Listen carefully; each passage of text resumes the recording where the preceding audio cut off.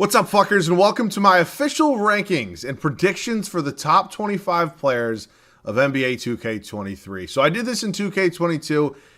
It was not even close to accurate. We're going to try to do a little bit better today, and we're going to be ranking our top 25 players potentially for NBA 2K23. Quick, before we get into this one, I want this to be a video where you guys can kind of debate between yourselves in the comment section. You can give me thoughts on what you think I ranked them. You guys can list your own thoughts on what you think they should be ranked. Whatever you want to talk about, let me know down below in the comment section. While you're down there, of course, if you do have any other video ideas for non-rebuilds, always willing to listen to those, but always love to do some non-rebuilds. Let me know down below in the comment section. And of course, if you guys are new around here and have not yet, it'd be greatly appreciated if you could subscribe to the channel. We're on the road to 30K and we're fastly approaching that. I'd love to have you in the community. I know everybody else would as well. So without further ado, man, my top 25 predictions of NBA 2K23. So we're doing a top 25, but if I'm being honest with you, I included 5 honorable mentions as well. So we have basically 30 through number 1. We're going to be starting at number 30 and then going all the way to number 1, but these guys aren't really necessarily listed. You can put them in any order they want. This is the order I'm putting them in. So number 30 on my list is Bam Adebayo. Obviously one of the better defensive centers in the league. Also, for every player I didn't mention this, I have their stats pulled up from the 2021-2022 season. 19 points a game, 10 rebounds, 3.5 assists, 55.5% from the field. Obviously not a three-point shooter, 75% from the stripe. He's a really good player. And again, I think he's one of those guys that definitely could have cracked the top 25. Unfortunately for me, there's just too many players that are too clear-cut above him, but Defensive Player of the Year candidate most likely next year.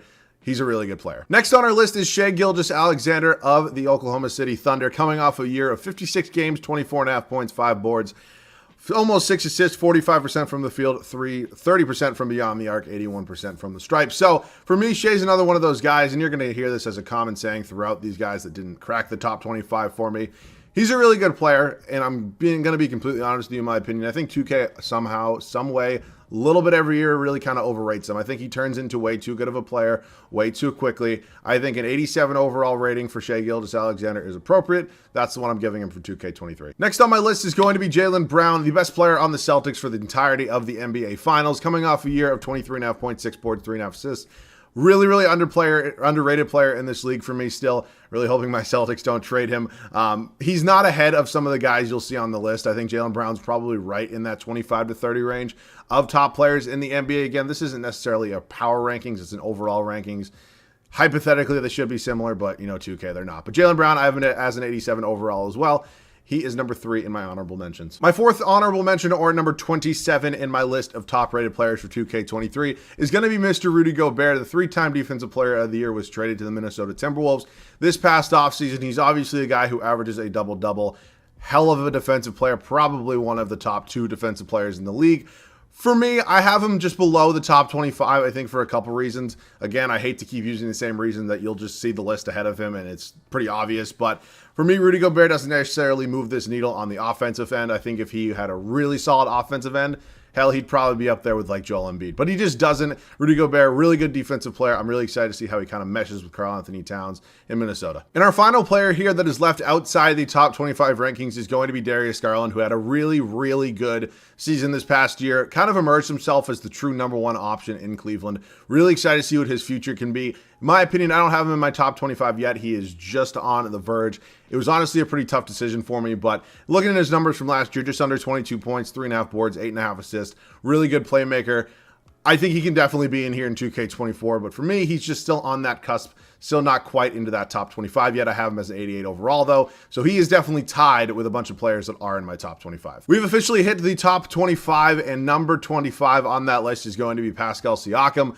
In my opinion, a really underrated player in this league. You can definitely make a case to have him be a top 20 player. He's number 25 on my list, and he's also at an 88 overall. The next 3 guys after him as well, all 88s overall. But looking at his numbers from last year, just under 23 points, 8.5 boards, 5.5 assists. Again, really underrated player in my opinion. I think he kind of gets overshadowed a bit with all the talent they do have in Toronto, especially some of that younger talent like a Scotty Barnes. But Pascal Siakam is still a really underrated player in my opinion. He's obviously an all-star. Number 25 on my list at an 88 overall. Number 24 is Mr. Donovan Mitchell, who's obviously in a lot of trade rumors right now. We do not know where his next home is going to be. I think the options are pretty limited. I think it's most likely going to be one of either him staying in Utah, he ends up in New York, or on the Miami Heat. But he's obviously one of the better younger players in the entirety of the NBA. The defense is obviously not there. He's a hell of an offensive player. He's also a really good playoff performer as well. So his numbers last year, 26 points, 4 boards, 5.5 assists. He's a really young and up-and-coming star. I think getting him a new home potentially in New York or Miami could help make things kind of move at a little bit of a faster pace. That Utah Jazz team was never going to do anything. I have him at 88 overall, so he's pretty much relatively what you think of when you think of Donovan Mitchell in 2K. But 88 overall for our number 24 player, Donovan Mitchell. Coming up next is going to be Paul George. He is my 23rd ranked player on this list at an 88 overall. Only played 31 games last year for the Los Angeles Clippers. It was kind of a throwaway season for them as Kawhi Leonard didn't play at all. Paul George is a hell of a two-way player. He's probably one of the top 15 to 20 players in the league. I'm leaning more towards 15, but the age now at 32, along with the injury history and the lack of games played, kind of makes me want to put him around an 88 overall. Again, it's not a bad rating. It's pretty much his exact rating from 2K22. I think 88 overall is super fair for a guy like Paul George. At number 22 is Mr. Zach Lavine, who just got a fat extension from the Chicago Bulls, and it is very well deserved. In my opinion, one of the more underrated players in this league. You know you're going to hear me say that about a couple guys. Zach Lavine in 67 games last year, 24.5 points, 4.5 boards, 4.5 assists. Not too bad of efficiency either. I mean, he was 55.5% effective field goal percentage last year. So Zach Lavine, in my opinion, definitely should be on this list, and this seems like a really good spot for him, in my opinion. You can make a case for him to be maybe a couple overalls higher. I have him as an 88. I know some people might say maybe 89, 90 overall. 88 feels right in that kind of sweet spot for me. I think a lot of guys are 88 overalls. This is our last one, funny enough, and coincidentally enough, but 88 overall seems super fair for me for Zach Lavine. He's going to be number 22 here on my rankings. This might be the only one I spend a little bit more time on, and I think a lot of you are going to understand this, so don't get me wrong. That's why I said earlier in this video, these are not my power rankings of players. These are my predictions for the rankings in 2K23, and that's why Zion Williamson is here. I have him as an 89 overall, and the only reason I have him so high is because I know how much 2K loves him. You all know this at this point.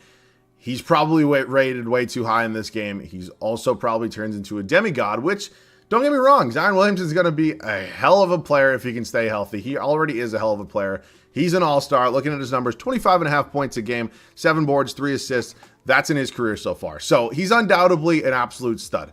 Do not get me wrong on that front. The one thing I kind of gripe I have with 2K is how quickly he turns into like the best player in the NBA. And I think that potential is obviously there. He was probably the most hyped prospect out of college since LeBron came out of high school, more likely. But for me, I think the hype and the hype train is just way too fast and going way too fast. He's an 89 overall. He's like that in 2K22 as well. They might even put him higher, even though he really hasn't played. But for me, 89 overall is where I'm ranking Zion. We are officially into our top 20 now, as we have number 20 on my list, Mr. Karl Anthony Towns. Just got a new friend for him in the front court, Rudy Gobert. I think he's going to flourish next to Karl Anthony Towns. He got a little bit of a Twin Towers action in that front court. Cat's coming off a year of 24.5 points, just under 10 boards, 3.5 assists. Also one of the best three-point shooting big men in the entirety of the league. Could work on his defense a little bit. I think his defense gets a little bit overhated, if we're being honest. But my rating for Karl Anthony Towns is going to be an 89 overall in 2K23. I believe that's his ranking so far in 2K22 as well. I think it's pretty much a similar spot to where he should be. Again, you can maybe bump him up into that 90-plus category. In my opinion, he's probably not in that top 15 player conversation yet, but he's very close. And again, I think Karl Anthony Towns, number 20 on this list, 89 overall. That's my opinion. Seems fair. Another potentially controversial one here at number 19. It's going to be Chris Paul. I have him as an 89 overall. Obviously, people have some problems with Chris Paul, saying he doesn't always show up in the playoffs, and honestly, I get it. He's also a little bit injury prone at this point. Last year, he played 65 games. He averaged just under 15 points, 4.5 boards, just under 11 assists. One of the best point guards in the history of the NBA, don't get me wrong. I wouldn't actually be surprised if his ranking went down a little bit this season. I wouldn't be surprised to see him around an 87 overall. I have him this high based strictly off of how I think 2K is going to rank him. I don't necessarily believe that he deserves an 89 overall, but I do think that that's what he's going to get. So that's kind of why I have him on this list at that spot specifically. It's just my opinion. It probably and will be wrong, but I just don't see 2K really dropping CP3's overall. So I've been at 89. Next up is a man fresh off his first season with a new team, and he had a really, really good one in that. DeMar Derozan at an 89 overall. Unfortunately, in 2K anyways, he's one of those guys that regresses super hard.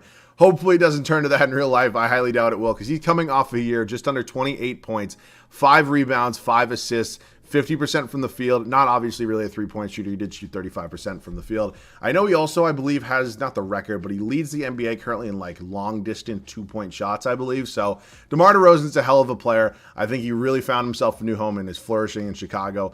For me, he's not better than anybody that's ahead of him on this list. So he's kind of right in that cusp again of top 15, in that top 15, top 20-ish range.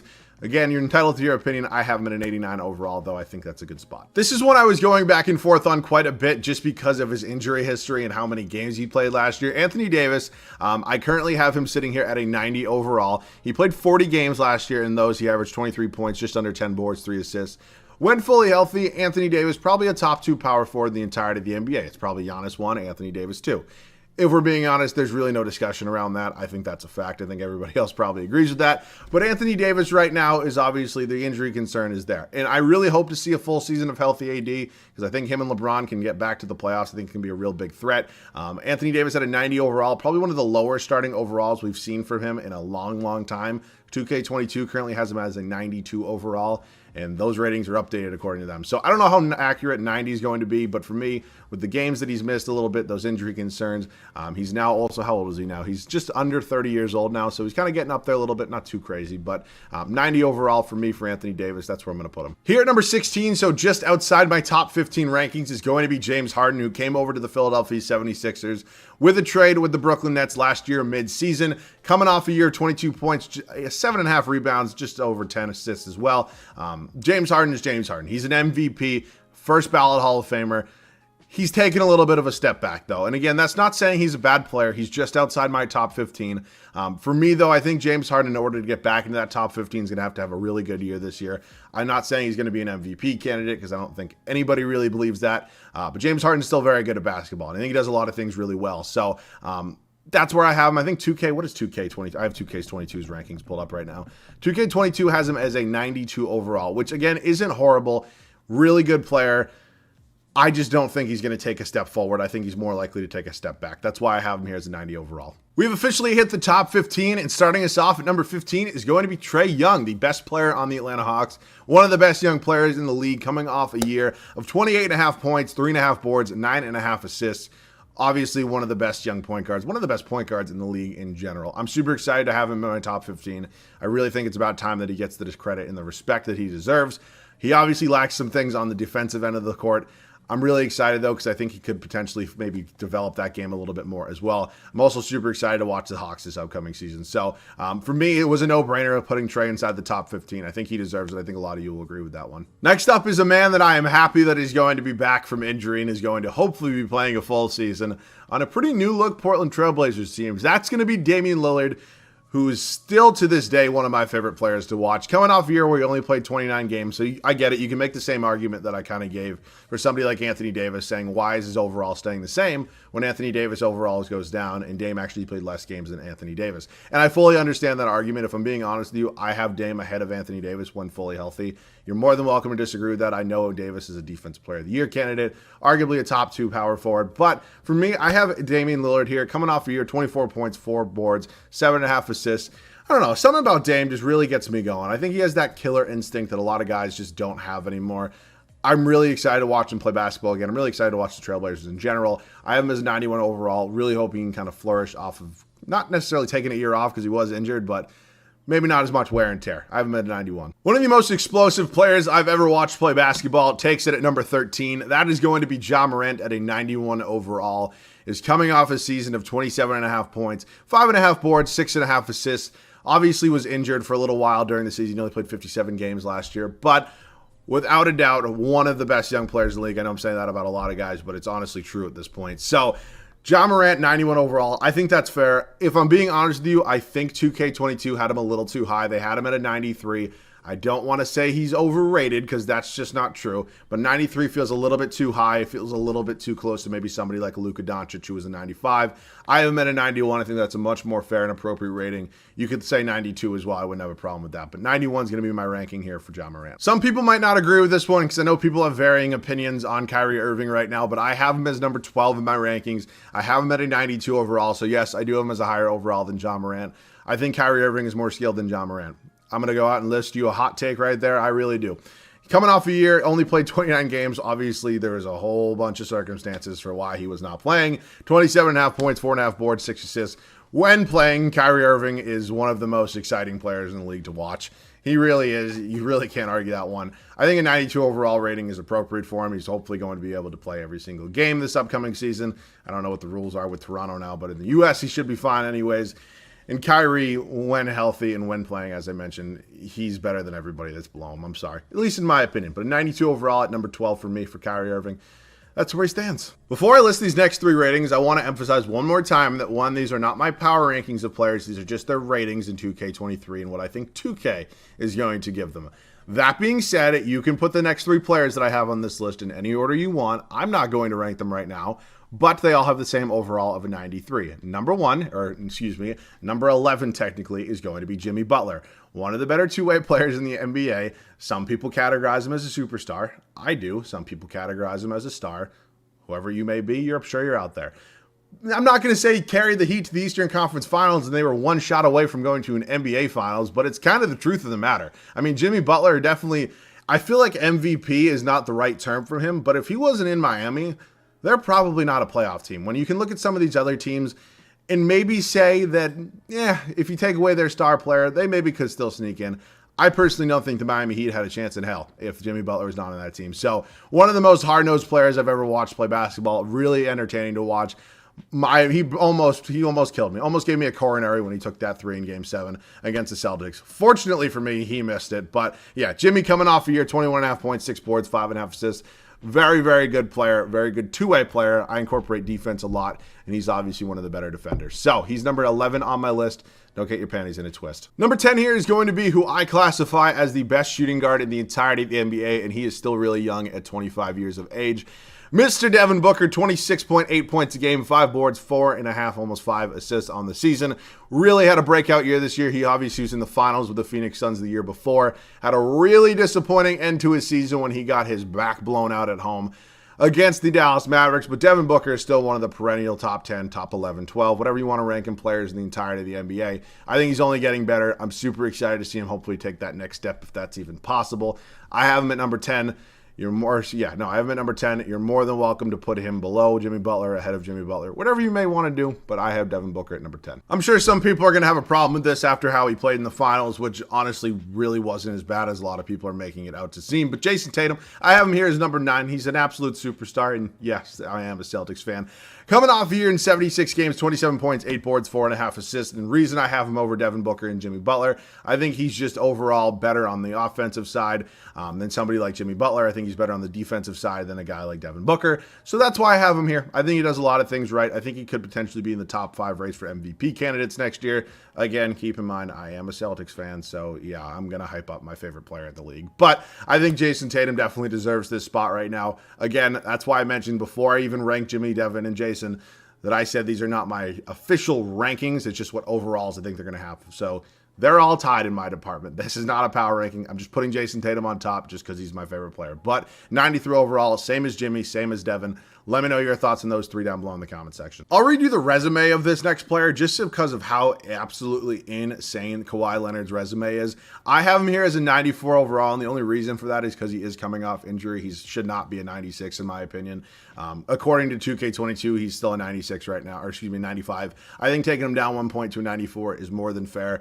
He plays super well. You can bump him right back up. Kawhi Leonard, one of the perennial defensive players in the history of the league. One of the better two-way players I've ever watched play.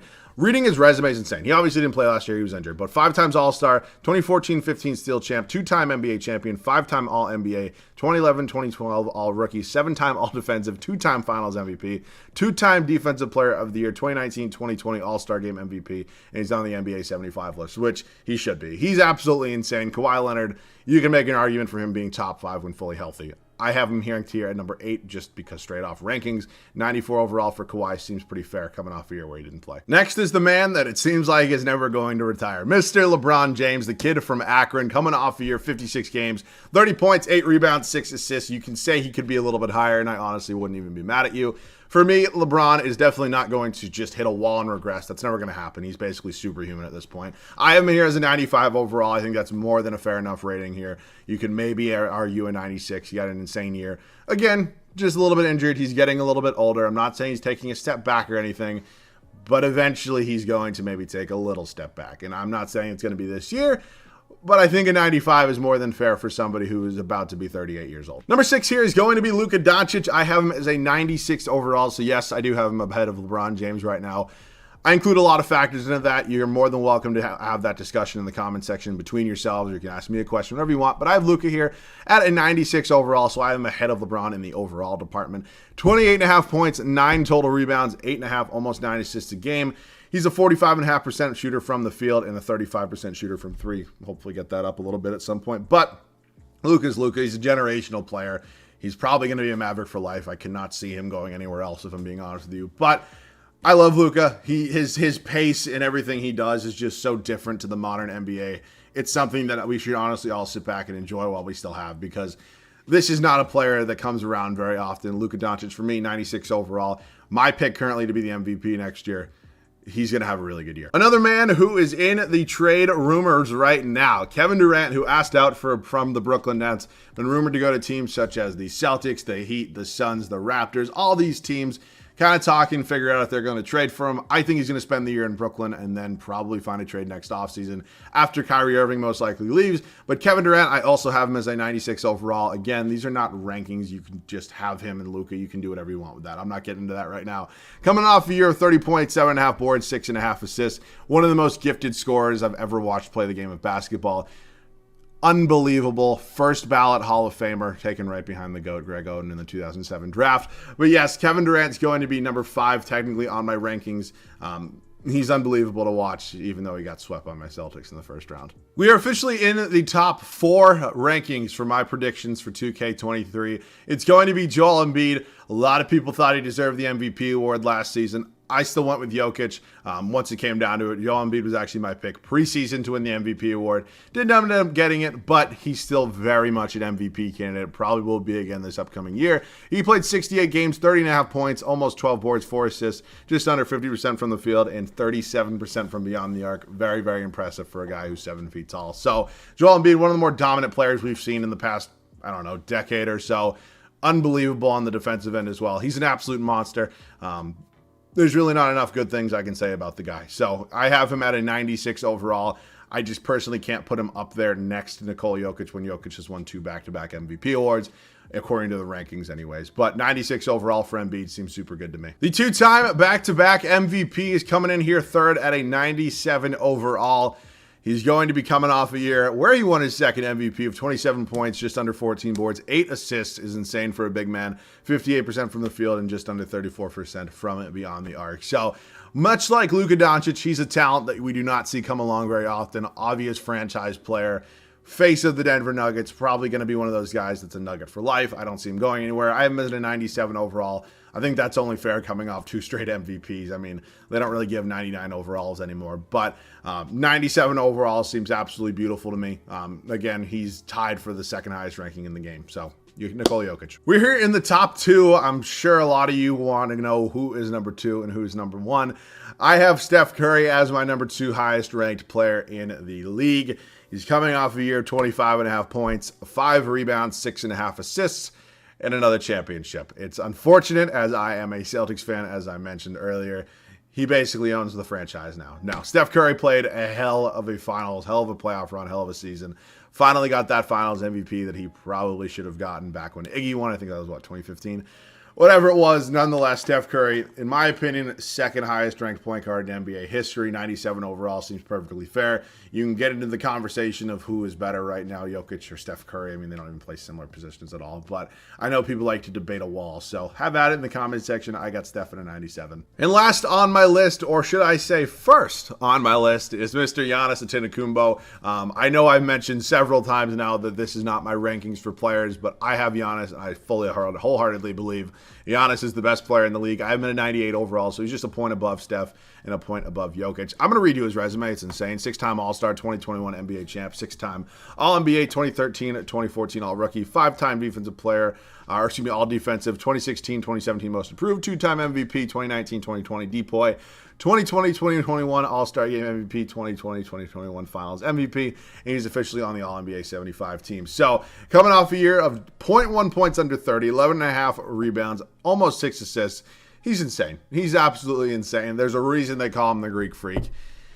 He's crazy. I have him at a 98 overall. I don't think anybody's going to have a problem with that. You can get into the conversation of who's the best player in the league. I'm not going to do that right now, but my pick is Giannis. I don't think there's any stopping that guy. So I think he's going to be well on his way to potentially a top 10 player of all time if he continues at this pace. So that is my official list. Giannis is number 1. So I just want to wrap up this video by saying thank you to you guys for watching videos that are not rebuilds. Of course, you guys all probably subscribe to me because this is a rebuild channel. But when I do videos that are not so much rebuilds and you guys still watch them, it really lets me know that you guys kind of want to watch those as well. So thank you guys so much for that. Of course, if you guys do want to see any other non-rebuild content, let me know down below in the comments section.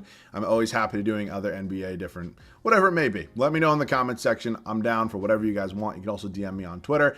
Hopefully you guys have a good weekend. I am pre-recording videos for Friday and Saturday because I'm going away this weekend. So if you need me, I'll be on Twitter. Other than that, I hope you guys all do have a great weekend. That pretty much wraps this one up. Let me know your thoughts on my rankings and my list down below in the comments section. And if you guys want a full list with everything, like just in order on here, I have it printed, so I can send you it if you want it. Just let me know on Twitter or something. But yeah, that wraps this one up. As always, thank you guys so much for watching. I love you guys. I'll catch you guys all in the next one.